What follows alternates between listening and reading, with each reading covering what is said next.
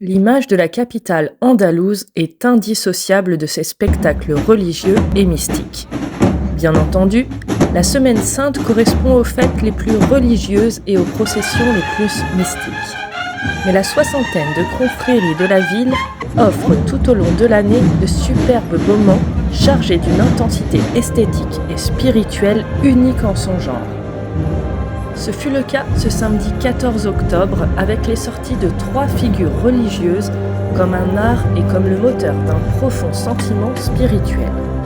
Dévotion et émotion intense étaient au rendez-vous de ce phénomène réellement populaire auquel participe la population entière sans distinction de classe, mêlant à la fois la religion et le domaine artistique.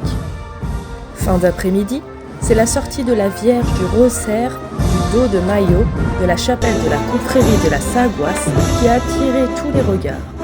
Un parcours de près de 4 heures attendait la somptueuse Vierge. La Passion du Christ est une source d'inspiration majeure et inépuisable pour les compositeurs de toutes les époques. Les musiciens qui précèdent ou suivent les figures religieuses emportent les spectateurs ébahis. Ils les plongent dans d'intenses émotions. Cuivre et percussions créent une ambiance musicale unique qui se mêle au parfum étrange de l'encens pour cette expérience mystique ultime. En début de soirée, les rues et ruelles de Séville offraient un passage privilégié à la Vierge de Montemayor de l'église de San Juan de la Palma. Le passo, illuminant l'obscurité, suspend le temps. Les chandelles donnent une dimension particulière à ces processions qui se déroulent le soir. Un silence profond devant tant de beauté envahit le quartier.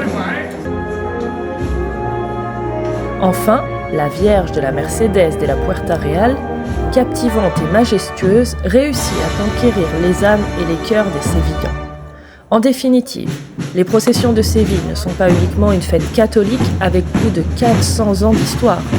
Elles sont devenues, au fil du temps, la synthèse de toute une culture fondée sur le plaisir des sens et l'essence de l'être humain.